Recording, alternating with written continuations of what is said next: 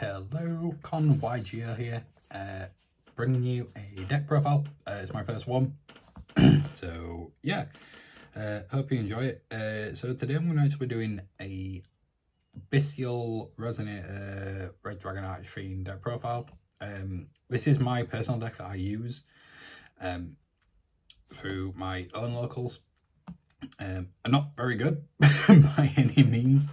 I just enjoy playing the game. This deck, I've worked on it over the past few months, and I've got it in a place where I think it is relatively consistent, and it does, for the most part, get me into my end board pretty quick and pretty well. Obviously, a big problem with this one is it's got very easy ash targets that do kind of ruin your plays a little bit, but you can still play around it to a degree. But yeah, so like I said, this is my personal deck. This is what I play every other week when I'm at locals. So yeah, hope you enjoy, and do feel free to let me know what you think as well in the comments. Do appreciate any feedback, any suggestions on improving the deck. So yeah, feel free to do that. So we'll get straight into it. So starting off, 3 Soul Resonator, 1 card starter. This is your primary starter. Normal or special summon it. Get a level 4 or lower fiend. So you'll target your Bone Archfiend or one of your other level 4s, so you can go into a quick and easy synchro play. And then it's also got the destruction prevention as well. So if your Red Dragon Archfiends or synchros that mention it are targeted for destruction, you can banish this from graveyard and prevent that destruction. So it works brilliantly in that aspect as well. Next we've got 3 Bone Archfiend. Again, it's another 1 card starter. You normal summon this, target itself to lower its level, pitch your Vision Resonator. Vision Resonator goes to graveyard, you get the search for the spell, get your Crimson Gaia, go from there. Speaking of, we play 2 Vision Resonator. 2 is perfectly fine, you don't need 3, but 1 is not enough, you need a second one. Obviously it searches your Red Dragon Archfiend spell and trap cards, and it's a free special summon if you've got a level 5 or higher dark monster on the field. So if you've got any of your synchros out, free special summon. Then got 1 Crimson and 1 Synchron. Now, one of each of these for me is just fine, because most of the time I'm not going to need to resummon these out. Obviously Crimson, free special summon if you've got nothing on board, and when it is on the board and your only other monster is a synchro, or 1 Dark Dragon synchro specifically, special summon 2 from deck. I typically for this will target a Vision and a Synchron, and then I can go from there. And then 1 Synchron, again, I don't think you need 2 of. 1 is just fine. It's free special summon if there's a synchro monster on the field, not on your side of the field, if there's just a synchro monster on the field. And then when it goes to grave, you can add back 1 of your resonators, typically targeting the Vision. Then we've got 1 UV Loop and 1 Wild Wind. UV Loop works really well with this deck, banishing your synchros. With the trap card that you have in this and the extra deck, you can recycle those synchro monsters, get them back out on the field. And then Wild Wind, brilliant card. Free special summon if you control a resonator, a Fiend Tuner with 1500 or less attack. So basically any resonators, you can special summon this out, or even a UV Loop. If you've got that on the field, you can special summon this out. That's a straight up level 8 there. Go from there. An odd one, but I really like it. 2 Stone Sweeper. Again, another 1 card starter. You discard itself for cost to search a level level 3 or lower Fiend Tuner. So Soul, Vision, Crimson, Synchron, any of those, free search. It's also a free special summon if there's a field spell out. Not on your side of the field, but just, again, in general, if there is a field spell in play, you can special summon this card for free. If you have this and Soul, that's a level 8 there, straight up. So you can go into your Scarlight, your Scarred, however you want to go through it. And we've got 2 Resonator Call, and 2 Crimson Gaia, and then we've got the 1 Foolish Burial. Obviously, we can only play 1 Foolish Burial, which is sad. I'd love to play 2. But, you know, Konami and ban lists, what can we say? Reason for 2 Call and 2 Gaia is with the format that we're in at the minute, it's very hand trap heavy.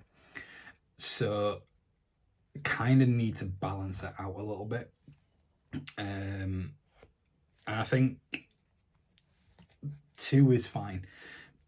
Because essentially, well, Resonator Call is not a once per turn, so you're not gonna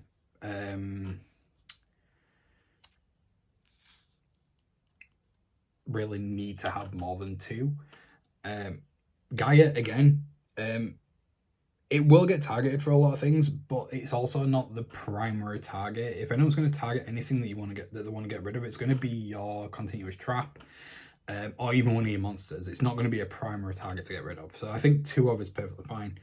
And 1 Foolish. Again, so 1 card starter. Use this, send Vision, search your Gaia, full combo from there. And then to end off the Resonator package, we've got 1 Red Zone. This free destruction. If your opponent activates a card or a card effect while you control a Red Dragon Archfiend or a Synchro monster that mentions it, and it's also a way to special back your banished Synchro monsters as well. So it works really well in that aspect. Brilliant card. Only one that I think is really relevant to really play. Moving on. So I do play a small Bystial package in this, which consists of 2 Lebellion, 2 Jerusalem, Magnemite, and a Regained.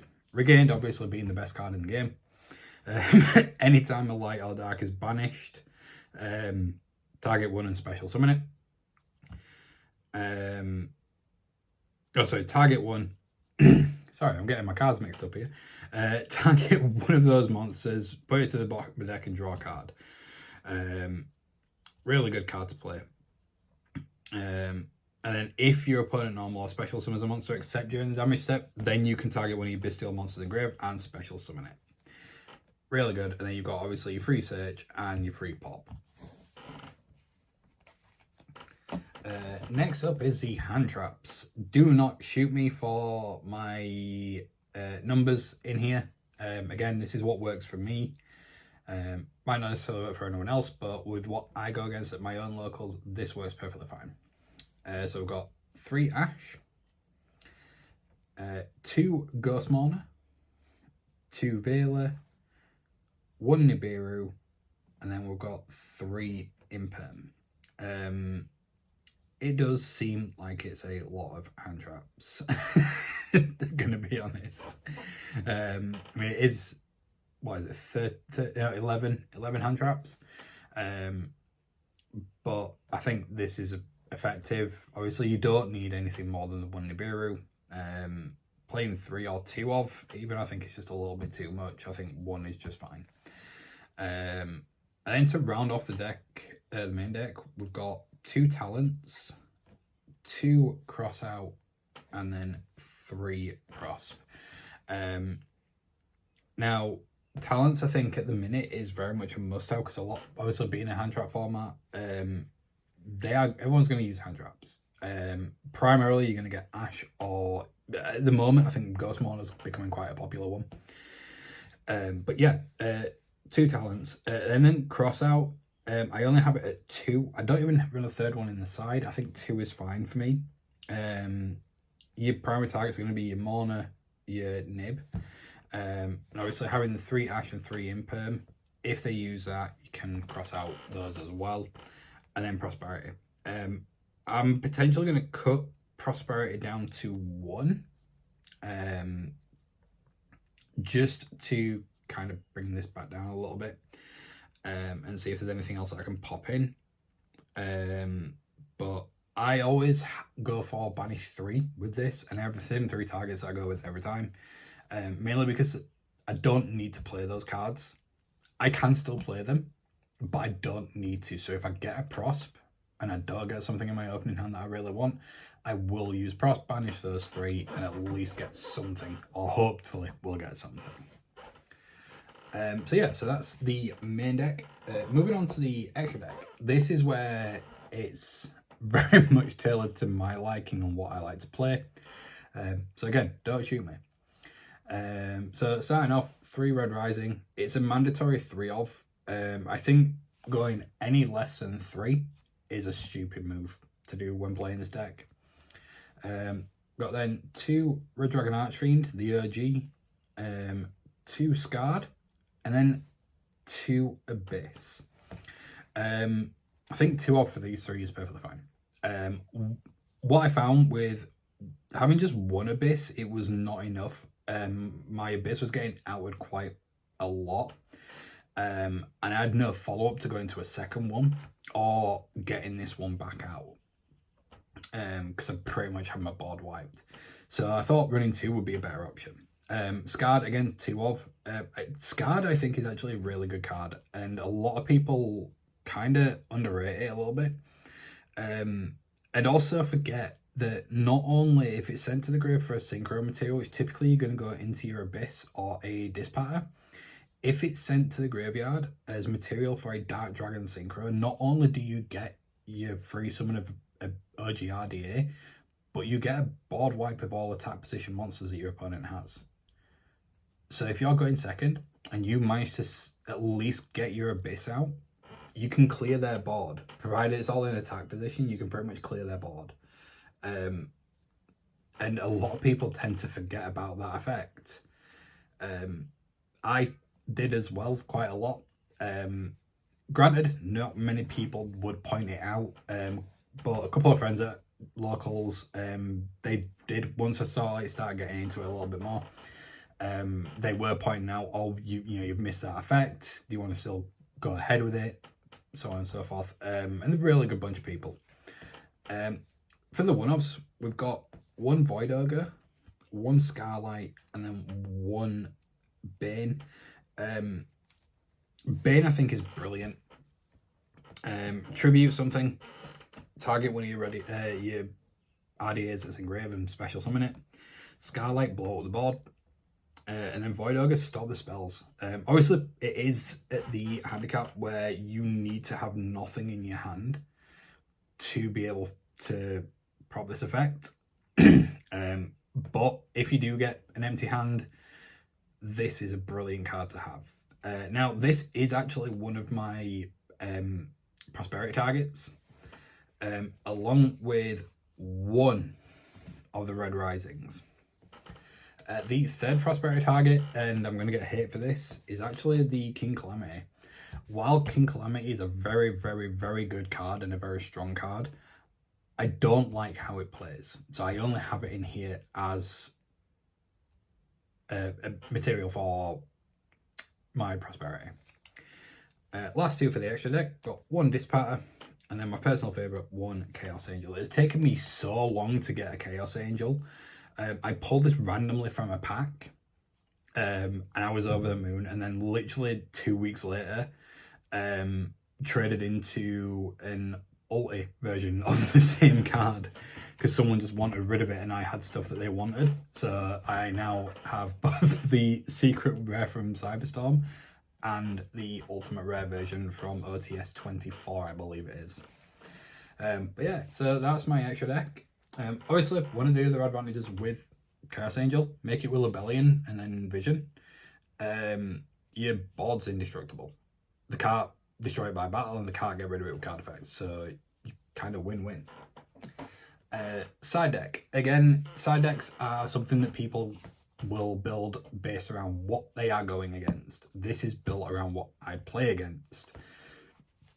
So starting off for the side deck, we have 3 Droll and Lockbird,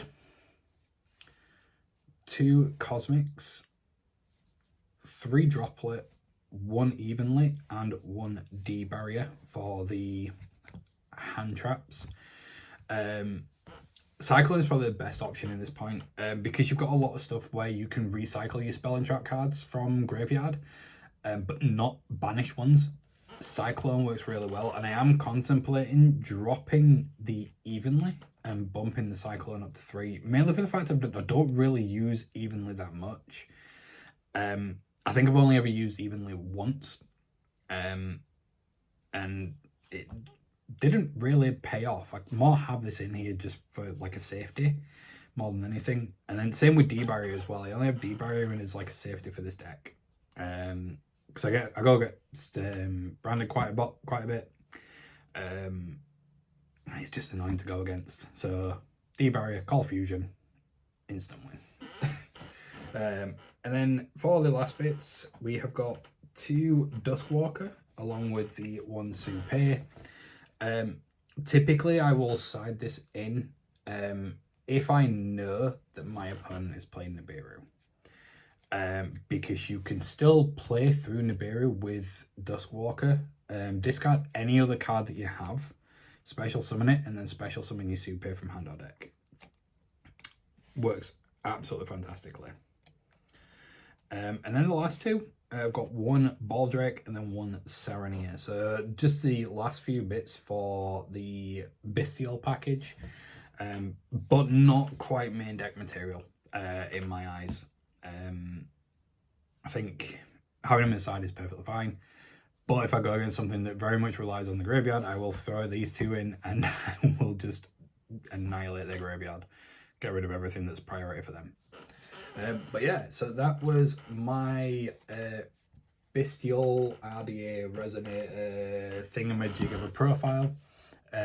If you like it, please do feel free to let me know. I do really appreciate it.